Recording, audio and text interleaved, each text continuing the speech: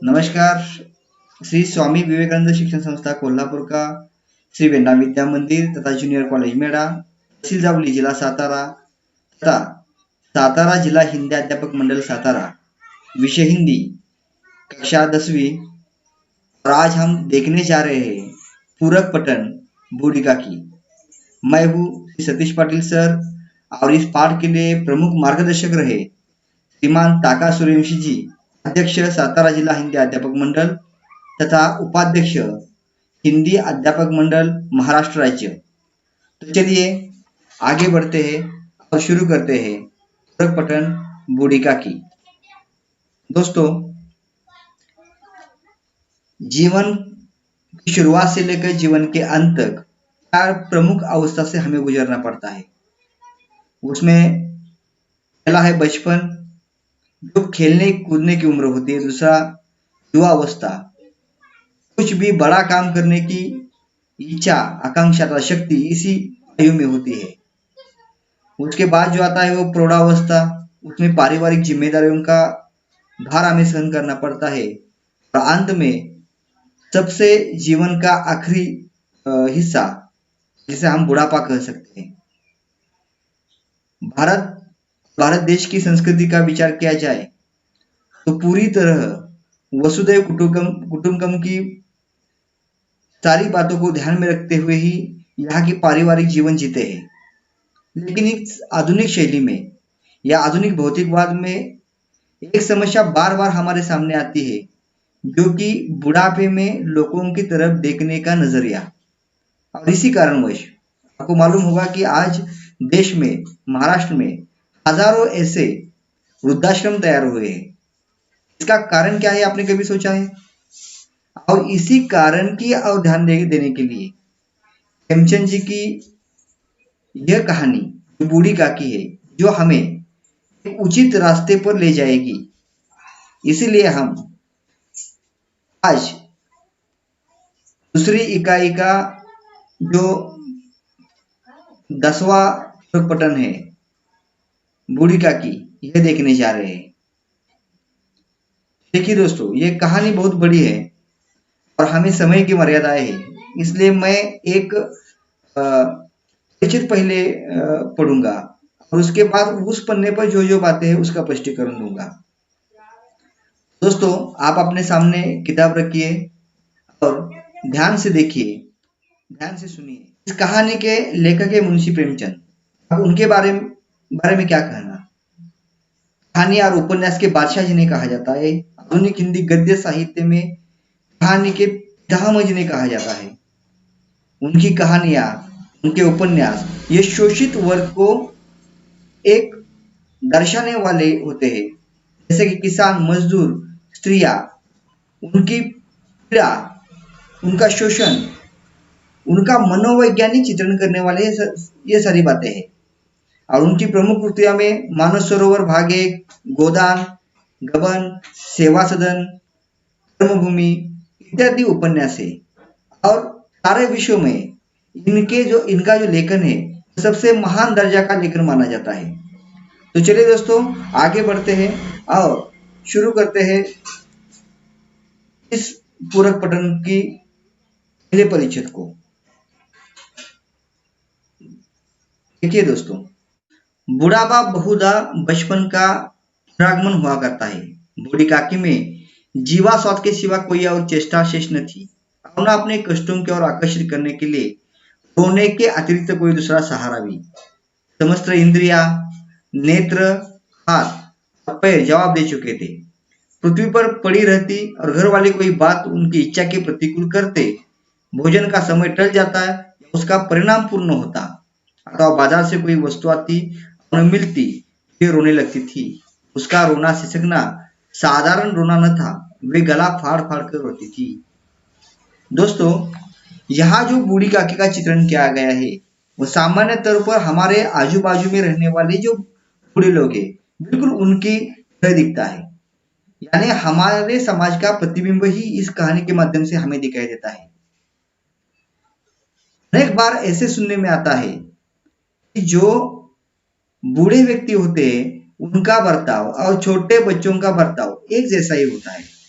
तो सहज है कि इन बूढ़े लोगों का साथ देना, उनके मनपसंद बातें करना या उनको अच्छा संभालना, यह हमारा परम कर्तव्य है। दोस्तों, आज भारत विश्व का सबसे युवा देश है, क्योंकि जो 14 से 30 साल की उम्र में जो लोग हैं, वो सबसे ज्यादा आज भारत देश में है। आपने कभी सोचा है कि आज के 30 साल बाद या 40 साल बाद इस देश में बूढ़ों की संख्या इतनी हो जाएगी कि पूछिए मत। हमारा जो पारिवारिक संबंध है या पारिवारिक हमारे जो प्यार और आपसी सलोखा है, इतना अच्छा है, फिर भी आज अनेक घरों में यह समस्या हमें दिखाई देती है कि इन बूढ़ों के प्रति अनादर की भावना है, निष्ठुरता है। अब देखो, इसी परिचित में इन्होंने कहा है कि जो बुढ़ापा है वो बिल्कुल बचपन जैसा है।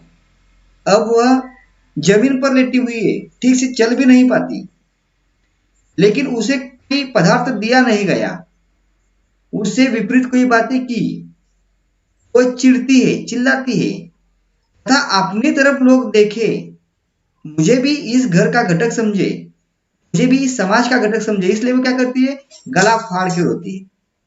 देखो, इसके भी पति थे, वो गुजर गए, जो बेटा था वह भी गुजर गया, इसे किसने संभाला, उसके भतीजे ने संभाला।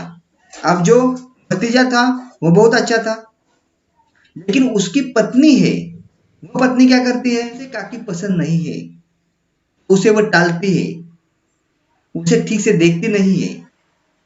अब देखो, सीधी सी बात है, इस बड़े लोगों का यह प्रमुख कर्तव्य रहता है कि उनका बर्ताव अच्छा हो, चाहे हम अध्यापक हो, चाहे आपके घर के बड़े लोग हो, क्योंकि अनेक लोग, अनेक छोटे बच्चे इनका ही अनुकरण करते हैं, बिल्कुल ऐसे इस घर में हुआ।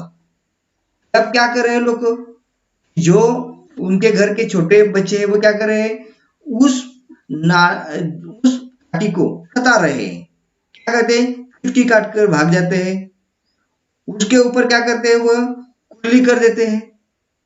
अब दादी, अब काकी क्या करती, चिढ़ती भी है,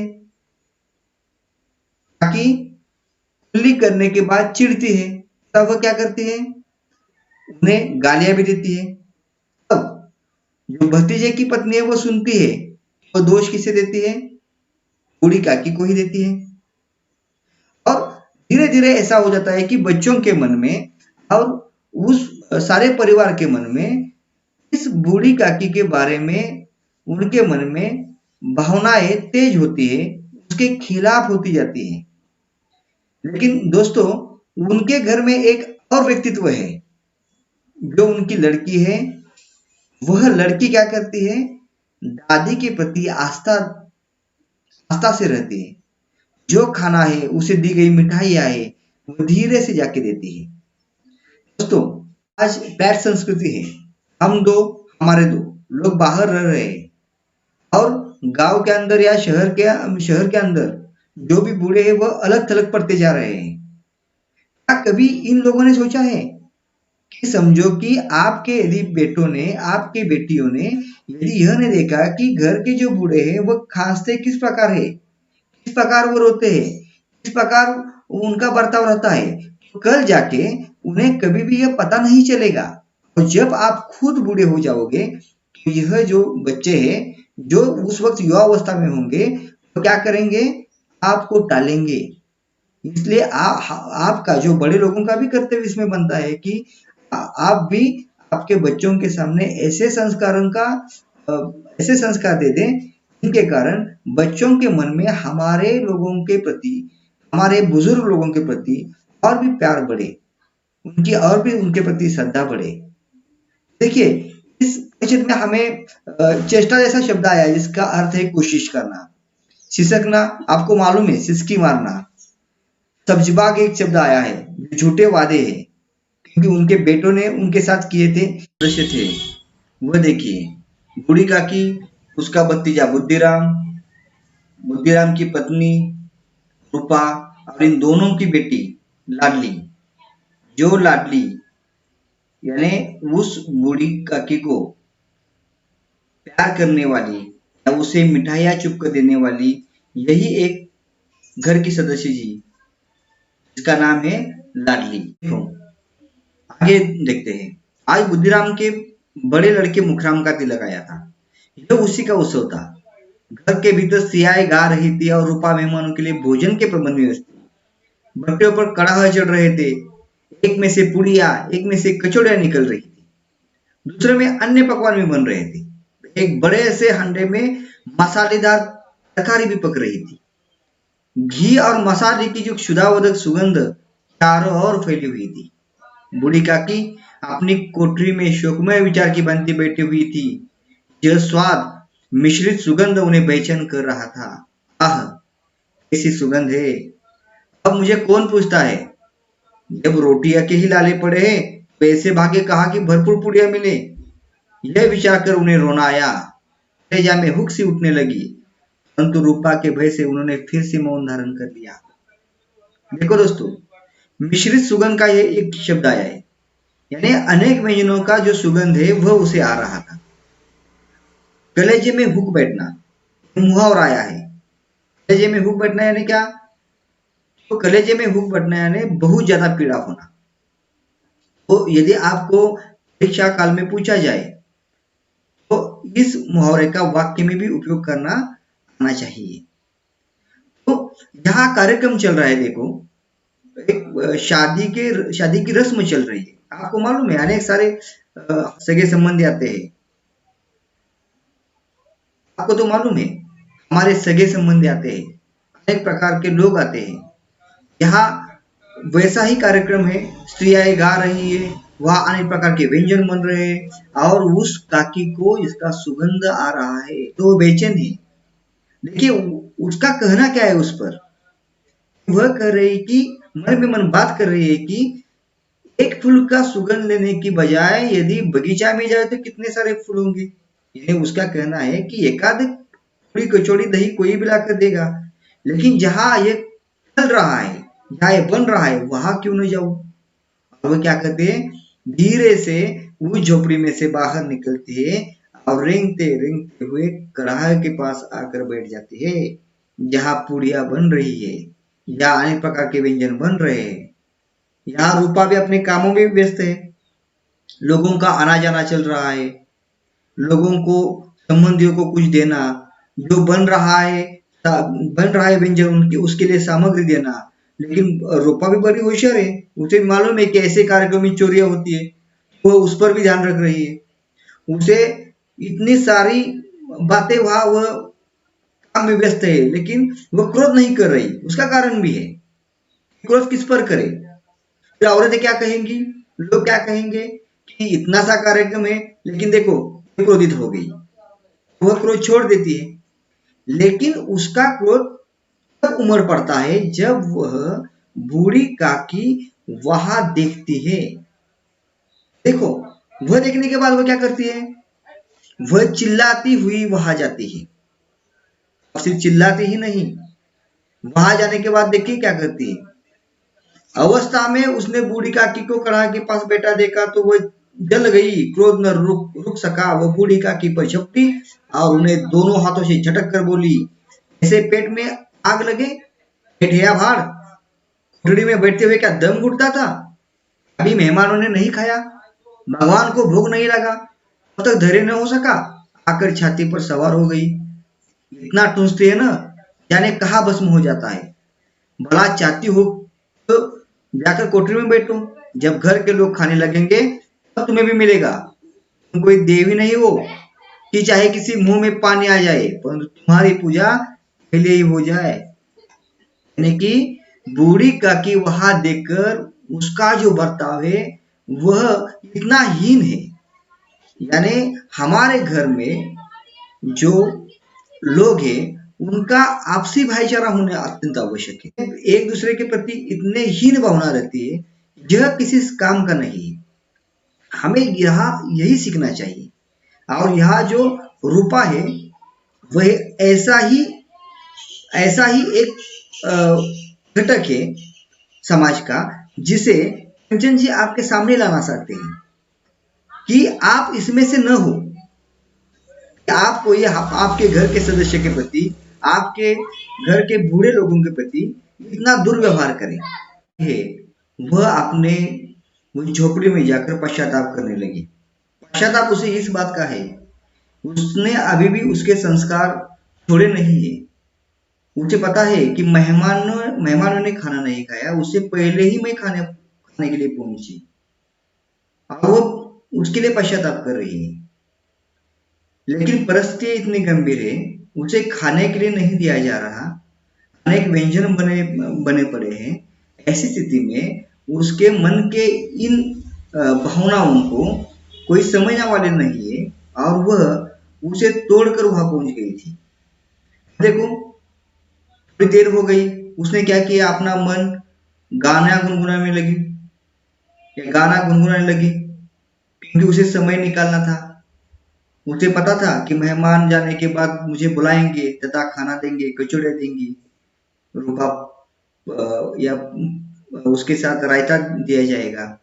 इसलिए वह खुश भी हो रही थी मन में मन, क्या थोड़ी देर बाद मुझे खाना मिलेगा। लेकिन उसे एक एक क्षण युगों के समान लग रहा था।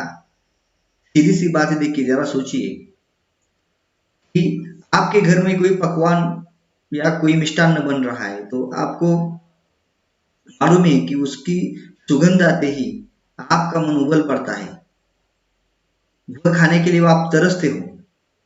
यह तो बुढ़िया है जो आखिरी पल गिन रही है और उसे ऐसे खाने की ज्यादा लालसा है, लेकिन उसे खाना नहीं मिल रहा। सीधी सी बात है, देखो दोस्तों, यदि किसी भी बात को समझ ना हो, जो आत्मकथा का निबंध प्रकार है उसे आत्मसात करो। उसमें क्या होता है कि आप जो आगे का पात्र है या आगे का व्यक्ति है वह खुद को समझने लगते हो, उसकी बुराइयां अच्छाइयां अपने आप आपको समझ में आएगी। यदि आपने बूढ़ी काकी की आत्मकथा लिखी तो आपको समझ में आएगा कि उसका दर्द क्या है। निबंध का भी एक प्रकार मैंने इसलिए बताया। और वैसे ही बिल्कुल अवस्था यहाँ इस बूढ़ी काकी की है। थोड़ी देर बाद क्या वो सोचती है, मैं जाने के बाद तो रुकूंगी नहीं, जो कचौड़ी या रायता खाऊंगी, दही खाऊंगी, दही के साथ शक्कर खाऊंगी, पूरियां खाऊंगी, तरकारी खाऊंगी।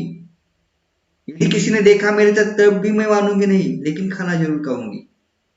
वहां जो सारे लोग बैठे हुए हैं वह अलग अलग प्रकार के व्यंजनों के स्वाद ले रहे हैं।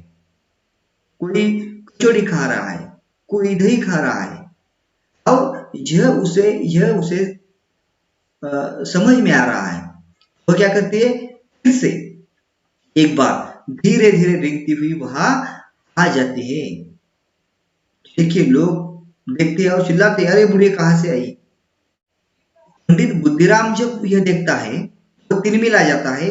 वह भागते हुए आकर हाथ का जो है वो वही फेंक कर उसको पकड़ता है, उसका टेंटुआ पकड़ता है, यानी गला पकड़ता है। जिस प्रकार कोई कर्जदार को पकड़ के लेकर जाते, बिल्कुल वैसे जाकर वहां उसकी झोपड़ी में उसे पटक देता है। अब जो बूढ़ी काकी की आशा रूपी वाटिका है, यानी उसकी आशा रूपी वाटिका यानी उपवन है, एक पेड़ है, बिल्कुल वैसे आशाएं क्या है, यह खाऊंगी वह खाऊंगी, यानी आशाओं का उपवन उसने निर्माण किया है मन में। वह लू के झोंकों के साथ नष्ट हो जाता है। लू का झोंका, गर्म हवा का झोंका, यानी सदा सदा हरे दिखने वाले पेड़ लू के झोंकों से जैसे मुरझा जाते हैं, बिल्कुल वैसे उसे खाने की जो लालसा थी वो बुद्धिराम की इस घटना के कारण वह पूरी लालसा क्या होती है, खत्म हो जाती है। बूढ़ी काकी घर में रोते हुए बैठती है, लेकिन सिर्फ एक व्यक्ति को घर में उसके इस घटना का इतना दुख होता है, वह है लाडली। लाडली का जो प्यार था वह बूढ़ी काकी की बहुत ही ज्यादा था। वह लाडली की काकी से अत्यंत प्रेम था। बेचारी भूली लड़की थी, बाल विनोद और चंचलता की उसमें गंध तक न थी। दोनों बार जब उसने माता पिता ने काकी को निर्दयता से घसीटा, लाडली का हृदय एंड कर रह गया। झुंझला रही थी कि यह लोग काकी को क्यों बहुत सी पुड़िया नहीं देते। उसने अपने हिस्से की पुड़िया बिल्कुल न खाई, अपनी गुड़िया की पिटारी में बंद कर रखी थी। उन पुड़ियों को काकी के पास ले जाना चाहती थी। उस हृदय अधीर हो रहा था। बूढ़ी काकी मेरी बात सुनते ही बोल बैठेगी, पुड़िया देखकर कैसे प्रसन्न होगी, मुझे बहुत प्यार करेगी। यह सारी बातें उसके मन में आ रही थी। उनकी लाडली लगाव बूढ़ी काकी से था। जब माँ सो गई तो उसने क्या किया, माँ सोने के बाद झट से वो गई पुड़िया लेकर काकी के पास। जब उसने आवाज दी, मैंने तुम्हारे लिए पुड़िया लाई है, तो चौंक कर क्या हुआ, बूढ़ी काकी उठी।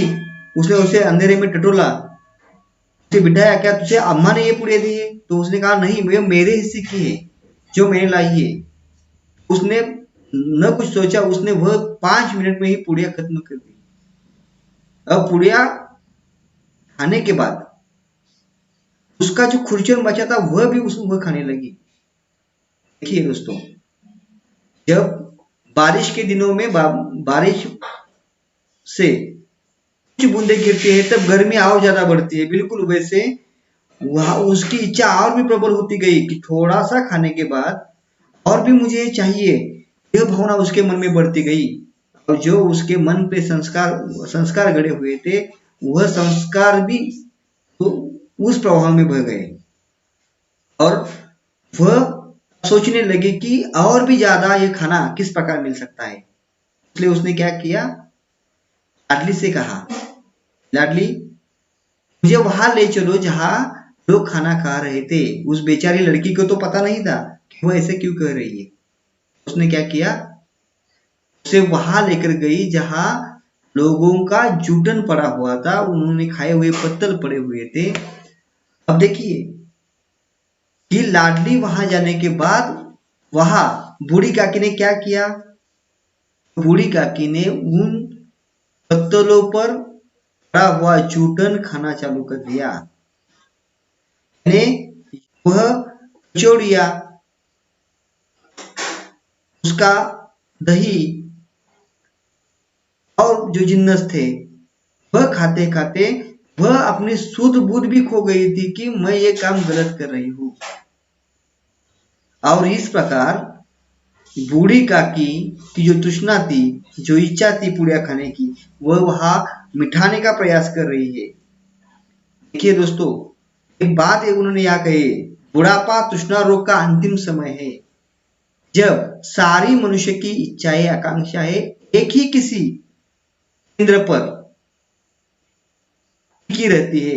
वह बूढ़ी काकी का केंद्र था स्वादेंद्रिय, स्वाद लेने का, खाने की इच्छा उसकी प्रबल एक की जगह टिकी हुई थी और बूढ़ी काकी पत्तलों के बीच से खाना या उसका खुरचन निकाल कर खा रही थी। अब यह बात जब रूपा ने देखी, उसने टटोला कि यहाँ लाडली नहीं है, तो उसने देखा, उसने उसके सामने आंखों के आया कि जुटन खाने में बूढ़ी काकी व्यस्त है। तो उसके पैरों तले जमीन खिसक गई, क्योंकि उसको पहली बार एहसास हुआ कि जिसके बलबूते पर मैं खड़ी हूं, जिसके पैसों पर मैं जी रही हूं, वह आज यह जुटन खा रही है और उसका कारण मैं हूं। भगवान मुझे माफ नहीं करेगा। यह पहली बार भावना उसके मन में, बुद्धिराम के पत्नी के मन में आ गई और वह अपने आप को कोसने लगी। रूपा को अपनी स्वार्थपरता और अन्याय इस प्रकार प्रत्यक्ष रूप में कभी न दिख पड़े थे। वो सोचने लगी, हाय कितनी निर्दयी हूं, जिसकी संपत्ति ने मुझे 200 रुपए वार्षिक आय हो रही थी, उसकी यह दुर्गति और मेरे कारण। हे दयामय भगवान, मुझसे बड़ी भारी चूक हुई है, मुझे क्षमा करो। आज मेरे बेटे का तिलक था, सैकड़ों मनुष्य ने भोजन किया, मैं उनके इशारों की दासी बनी रही, अपने नाम के लिए सैकड़ों रुपए व्यय कर दिए, परंतु जिसकी बदौलत हजारों रुपए खाए, उसे इस उत्सव में भी भरपेट भोजन न दे सकी, केवल इसी कारण की वह वृद्धा असहाय है। रूपा ने दिया जलाया, अपने भंडार का द्वार खोला और एक थाली संपूर्ण संपूर्ण सामग्रियां सजाकर बूढ़ी काकी की ओर चली। दोस्तों देखिए, रूपा को अंत में जूठन खाते हुए बूढ़ी काकी को देखकर एहसास हुआ। उसे पता चला कि वह असहाय है जिसका मैं फायदा उठा रही हूँ, लेकिन उसके ही पैसे पर मैं मेरा नाम कमाने पर जुटी हूँ। मुझे इतना भी एहसास नहीं है कि उसे खाना नहीं मिला, और यह एहसास उसे अंत तक होने लगा। और अंत में उसने क्या किया, फिर भंडार घर की चाबियां लेकर वहां से खाना लेकर आई और बूढ़ी काकी को भरपूर खिलाया। बूढ़ी काकी भी देखिए कि वह उसने भरपूर खाया था, उसे सारी बातें जो बुरी बातें वो वही छोड़ दी और खाने का आनंद लिया, और बूढ़ी काकी की यह इच्छा इस प्रकार पूरी की गई। देखो दोस्तों कि हमें इस कहानी से सीख क्या मिलती है। लेखक ने समाज के ऐसे घटकों को यहाँ दर्शाया है जिन पर अन्याय जुल्म हो रहे हैं। जो वृद्ध है उनके प्रति, भले वह असहाय है, उनके प्रति हमारे मन में आस्था होनी चाहिए, हमारे मन में प्यार होना चाहिए। और ये सारी भावना यदि आपके मन में जागी तो निश्चित अर्थ से इस पाठ या इस कहानी का उपयोग हुआ। मैं आशा करता हूं कि आप सबको यह कहानी पसंद आई होगी। इस कहानी को मंच पर प्रसारित करने के लिए हमारे मार्गदर्शक श्रीमान जी टाका सूर्यवंशी जी, अध्यक्ष हिंदी अध्यापक मंडल सातारा तथा उपाध्यक्ष हिंदी अध्यापक मंडल महाराष्ट्र राज्य, उसी के साथ हिंदी अध्यापक मंडल सातारा के उपाध्यक्ष सम्माननीय मुजावर सर जी, मुल्ला सर जी तथा हमारे परीक्षा मंत्री खामकर सर, उसी के साथ महाबलेश्वर तहसील के अध्यक्ष सम्माननीय बगाड़े सर तथा हमारे मित्र और हमारे सहयोगी जावली हिंदी अध्यापक मंडल के अध्यक्ष श्री शिंदे सर जी, इन सब का मैं आभार मानता हूँ तथा उसी के साथ यह प्रसारित करने के लिए मुझे जो मौका दिया उसके लिए धन्यवाद।